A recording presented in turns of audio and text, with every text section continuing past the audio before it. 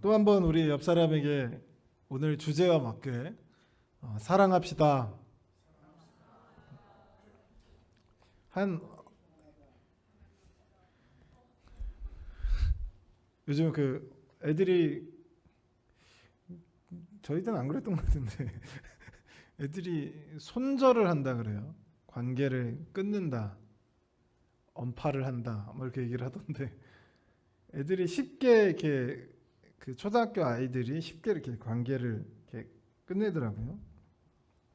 그래서 이제 어떤 한 아이가 친구하고 싸운 거예요. 그래서 왜 싸웠냐 했더니 그 친구가 그 이제 싸운 친구가 자기를 선생님한테 잃는 거죠.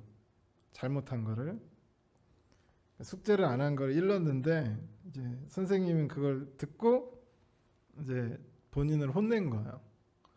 그러면 잘못은 여러분 누구한테 있습니까?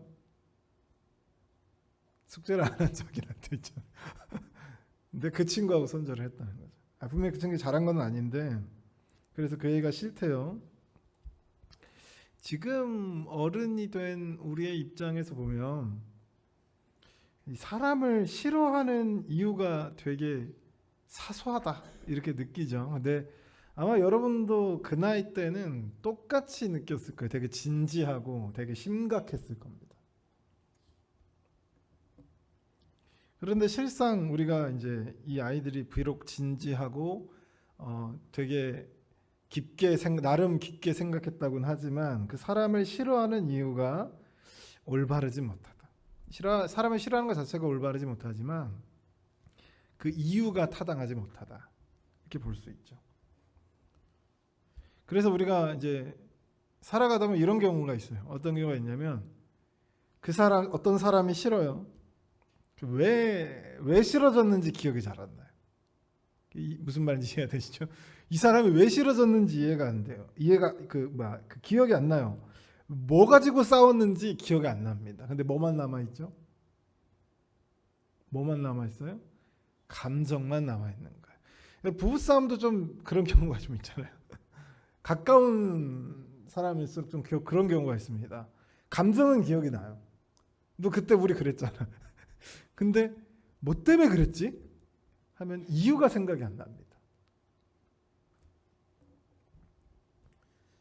이처럼 이제 상대방을 미워하거나 싫어하는 이유들이 각자 나름대로 많을 수 있고 자기가 스스로 느끼기에 타당하다고 느낄 수 있지만 적어도 우리 그리스도인들은 아무리 그 이유가 타당하다 할지라도 미워할 만한 이유가 타당할지라 할지라도 그 이유가 누가 보더라도 미워할 수밖에 없는 그런 이유일지라도 예수를 바라보며 용서할 수 있고 예수를 바라보며 사랑할 수 있는 사람이 바로 우리라는 사실을 기억하시길 주님의 이름으로 소원합니다.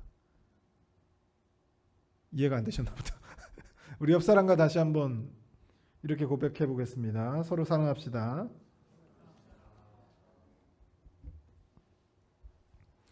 그 베드로전서가 쓰여졌던 배경이 어떤 배경이냐면 이제 베드로가 소아시아, 그러니까 이스라엘 북쪽이 소아시아 지역이거든요. 그 소아시아 지역에 이제 편지를 써보낸 이 내용입니다. 왜냐하면 당시 소아시아 지역이 로마의 통치를 이제 강력하게 받던 지역이었는데 그 지역에 이제 그리스도인들에게 박해가 찾아왔다는 거죠.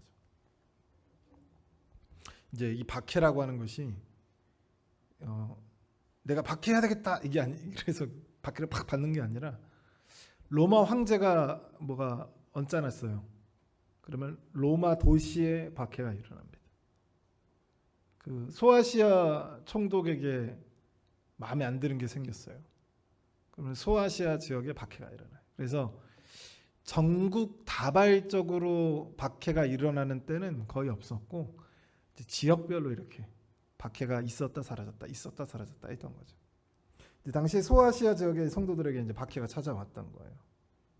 그때 베드로 전서를 쓰면서 뭘 강조했냐면 박해받는 그 속에서도 예수가 받았던 그 박해, 그것을 기억해내라는 거죠. 우리가 받는 박해는 놀라운 것이 아니다라는 거예요.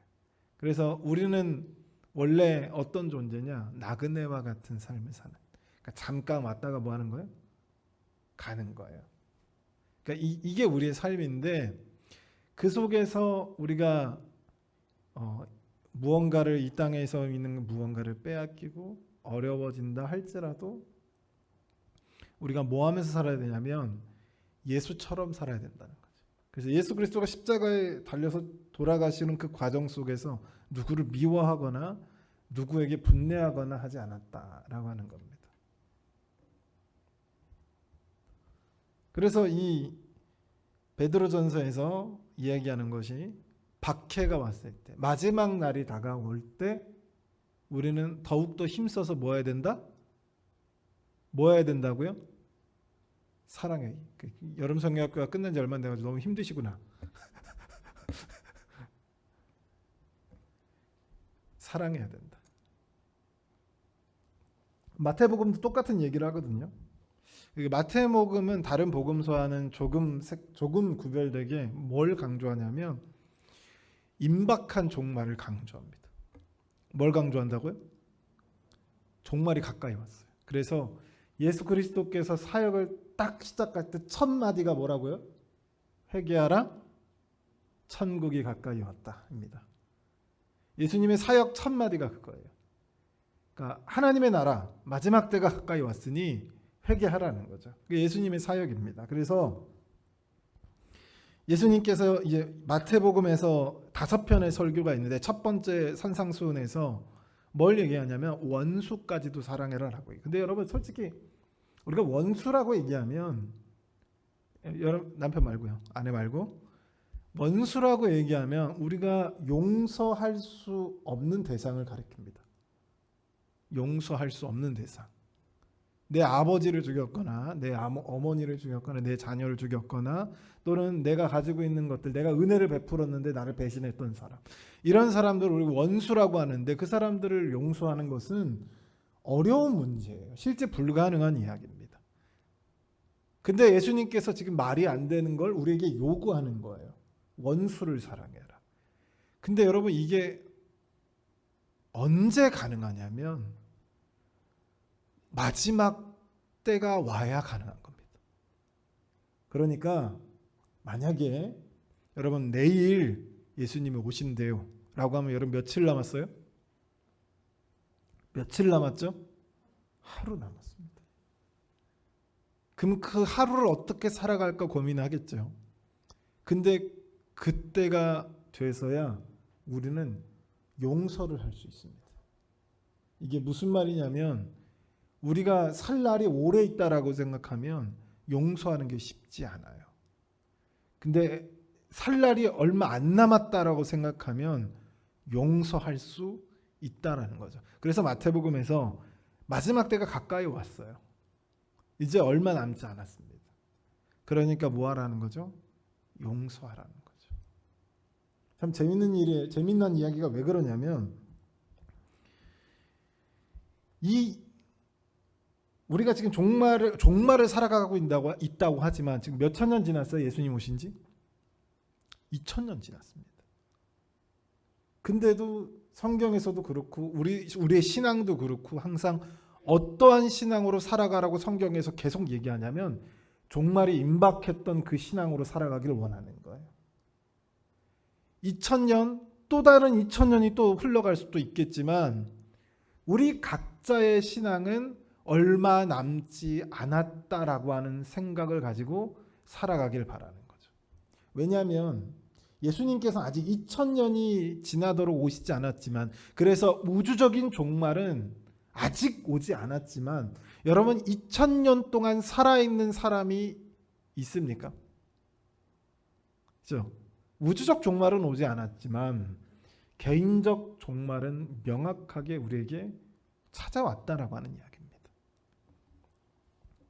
그래서 우리는 어떤 마인드로 살아야 되냐면 얼마 남지 않았다라고 하는 거죠. 여러분 내일을 확신하실 수 있어요? 1시간 뒤를 확신하실 수 있습니까? 확신할 수 없어요. 1시간 뒤에도 내가 숨을 쉴 수 있다. 내일도 내가 숨을 쉴 수 있다. 한 달 뒤에도 내가 숨을 쉴 수 있다. 우리의 착각입니다. 하나님이 걷어가시면 견뎌낼 자가 아무도 없어요. 그래서 우리는 임박한, 이제 얼마 남지 않았다. 얼마 남지 않았는지는 잘 몰라요. 근데 얼마 남지 않았다라는 그 마음을 가지고 하루하루를 살아가는데, 그 특징이 뭐냐면 원수조차도 종말이 가까우면, 마지막 날이 가까우면, 죽을 날이 얼마 남지 않으면 원수를 사랑하는 것도 뭐하다? 가능하다라고 하는 이야기입니다. 우리가 아직 상이 많이 남았다면 절대 원수를 사랑할 수 없어요. 그러나 얼마 남지 않았다면 얼마든지 원수조차도 사랑할 수 있다는 얘기예요. 원수를 사랑하는 얘기가 아니라 사랑에 대한 이야기를 하고 있는 겁니다.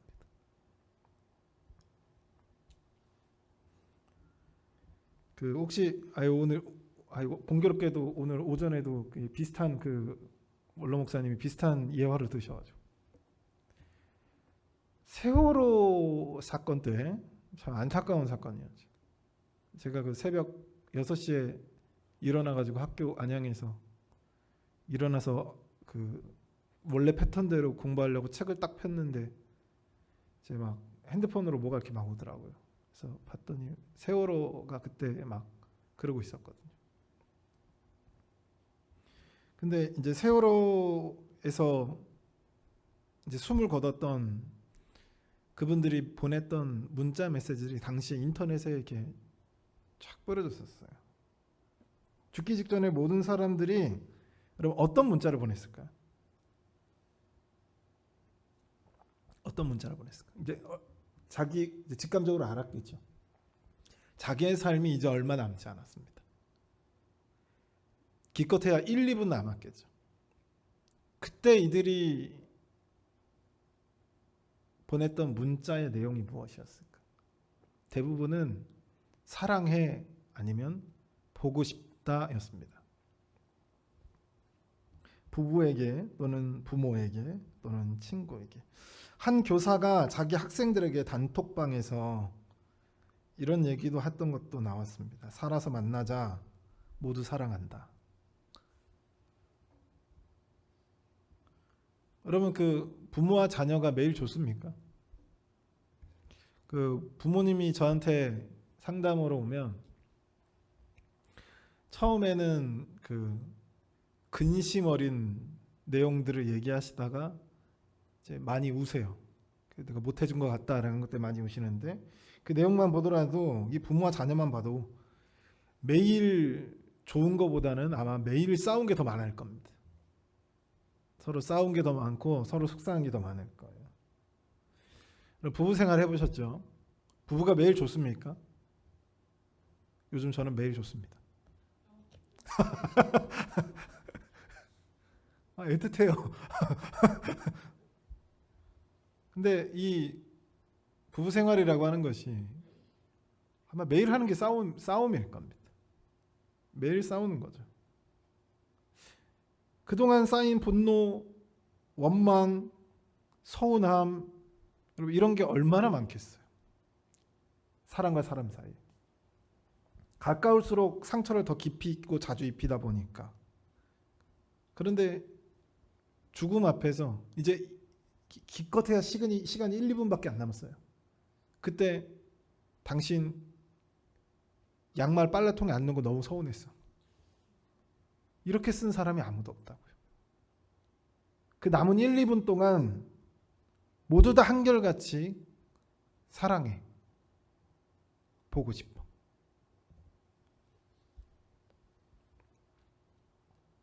(9.11) 테러 때도 마찬가지입니다.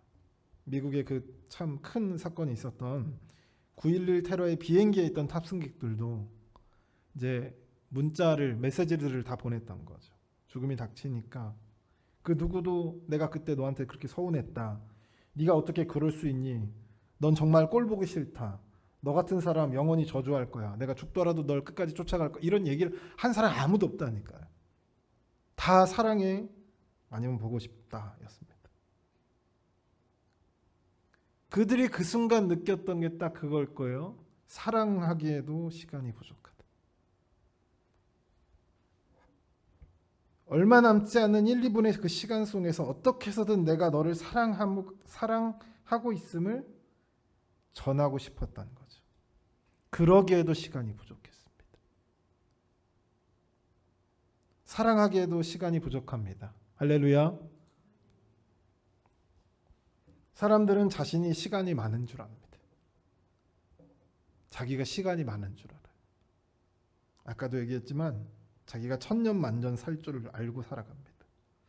그러나 주변의 수많은 불행한 사고, 갑작스러운 죽음을 보면서도 내일이 아니고 남일이라고 생각합니다.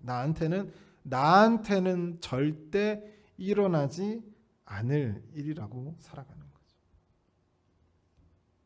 그래서 이렇게까지 사랑이 부족한 게 아닐까 싶습니다.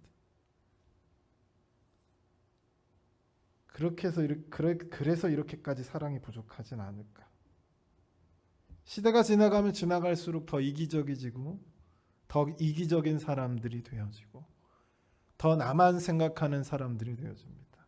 요즘 아이들에게 함께하자, 우리는 한 공동체다, 아주 유치한 이야기입니다.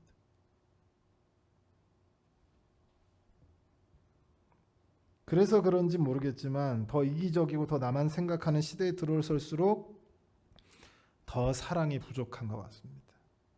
그래서 그 아이들이 크는 걸 보면 아이들이 얼마나 사랑을 먹고 자랐는지, 사랑을 먹고 자라지 못했는지 눈에 보이고 시대가 흘러갈수록 더 뚜렷하게 보입니다. 왜 이렇게 사랑을 하지 못하나? 왜 이렇게 이기적인가? 나한테는 일어나지 않는 일이다라고 생각하기 때문이겠죠. 제가 다른 사람들보다는 장례식장을 좀 많이 갑니다. 제가 어렸을 때부터 목회자의 아들로 자라나서 어찌됐든 저를 버려놓고 이제 부모님들이 어디 장례식장을 가긴 좀 그러니까 저를 많이 데려갔었는데, 그런데 그 속에는 준비된 죽음보다 준비되지 않은 죽음들도 상당히 많았다는 거죠. 어떤 한 젊은 가장이 죽어서 아내가 울고 있었던 모습, 아무리 나이를 많이 쳐줘도 유치원생밖에 보이지 않았던 아이의 영정사진, 이제 막 20살이 됐던 이 청년이 사진으로만 걸려 있었던 그 모습. 시간의 끝남은 누구에게나 찾아올 수 있지만 그럼에도 불구하고 사람들은 나에게 시간이 많은 것처럼 살아갑니다. 그러나 적어도 우리 그리스도인들은 그렇지 않죠. 왜냐하면 세상 사람들은 자기가 천년 만년 살 것처럼 살아가지만 적어도 우리 그리스도인들은 죽음을 한번 맛보았습니다. 그래서 내가 죽고 누가 살아가냐면 예수가 살아갑니다. 나는 이미 죽었고 내 안에 예수가 살아간다라고 하는 거죠. 죽음을 한번 맛보았고 그 이후로부터는 우리는 종말을 향해 사는 사람들이 되었습니다. 그래서 황금보다 예수가 먼저고, 더 좋은 차보다 예수가 먼저고, 더 비싼 아파트보다 예수가 먼저입니다. 더 높은 지위보다 예수가 먼저인 거죠. 그래서 이 세상의 그 무엇보다 예수가 먼저인 사람, 죽음을 경험한, 그래서 마지막 종말을 향해 걸어 나가는 우리 그리스도인들의 공통된 특징입니다. 이미 종말을 향해 살아가고 있는 우리에게, 시간이 얼마 없음을 알고 있는 우리에게 예수님께서 이렇게 말씀하시는 거예요. 서로를 사랑해라. 뜨겁게 사랑해라.